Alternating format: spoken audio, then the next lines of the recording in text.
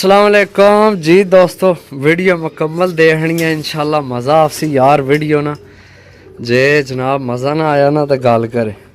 मेरे हथे विच है जनाब पट्ठा माशाल्लाह बदाम सिरा जे है।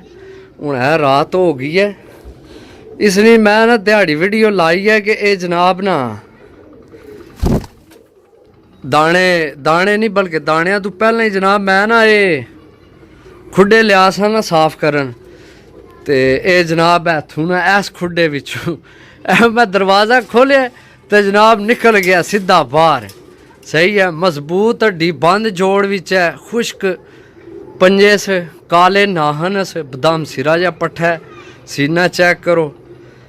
तो इसलिए मैं वीडियो लाई है। इतना अच्छा पार मारना ना मेरी पसंद ना, जियां मनु पसंद है ना कबूतरा ने पार भी कबूतर उड्डा तो इं उड्डना चाहिए, उइयां ये पार मारना।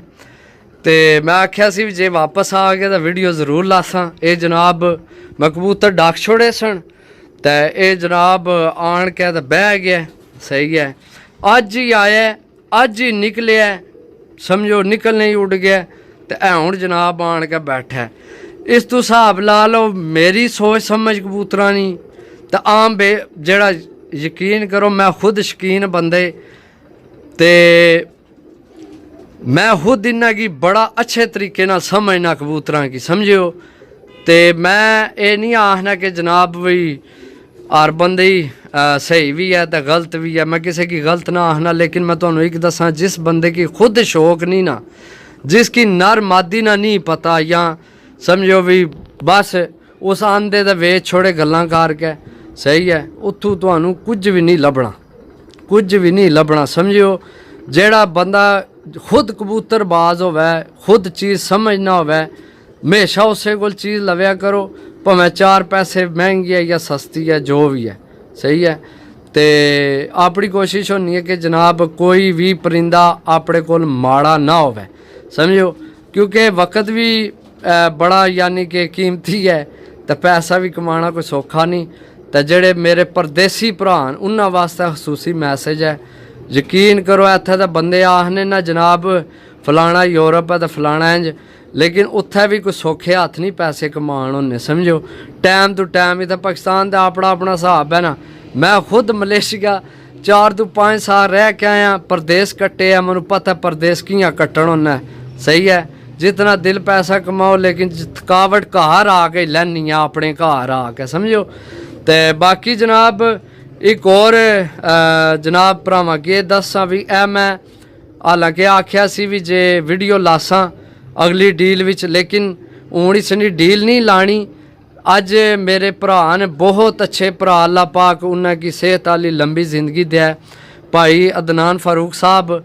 सही है, तो उन्हें अज नहीं डील लई है तो ये अज ही उड़िया, अज ही घर वापस आया तो ये अज ही उन्होंने डील विच जासी। ठीक है, ए जनाब मैं ए पकड़ लिया।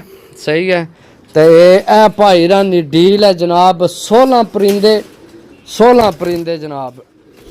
ये परिंदे भी तुहानू चेक कराने, इधर लाइट भी असर को नहीं, बिल्कुल ही सही है।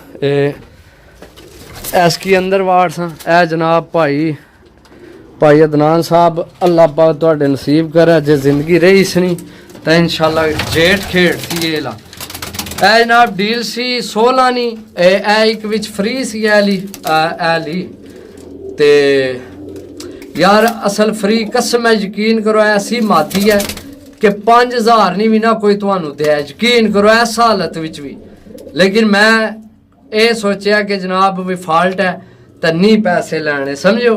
बाकी जनाब सारे परिंदे अपनी सोच समझ नाल जनाब उतों लैके आया सा, तो इंशाल्लाह ये ऐसियां चीज़ां कि तुसी डासो तां भी रिजल्ट निकल सी, जोड़िया पासो तां भी रिजल्ट निकल सी। सही है, तो मैं ये नहीं आखना यार हर बंदे अपना नसीब लैना होना। सही है, तो ए भाई अदनान साहब तुहाडे अल्लाह पाक नसीब करे। ये जनाब तुहाडे हुण 17 पीस हो गए ने, जिंदगी होनी चाहिए तो सुबह तुहाडे घर हो सन इंशाल्लाह। ए मैं छोड़े पट्ठा हूँ। सही है, ये बदाम सिरा जे, तो मैं कोशिश कर सा इसकी कोई विकेट पा छोड़ सा, कोई अपने नंबर आली या कोई जड़ा असी शो करने रहे हैं उल्ला असा भी नंबर बनवाए सन तो वह नंबर पा छोड़ सा तो निशानी ने तौर ते चलो इसकी याद रखे। ਜਿਹੜਾ ਨਾ ਵੀ ਇਹ ਭਾਂਜੂ ਗਿਫਟ ਆਇਆ ਸੀ।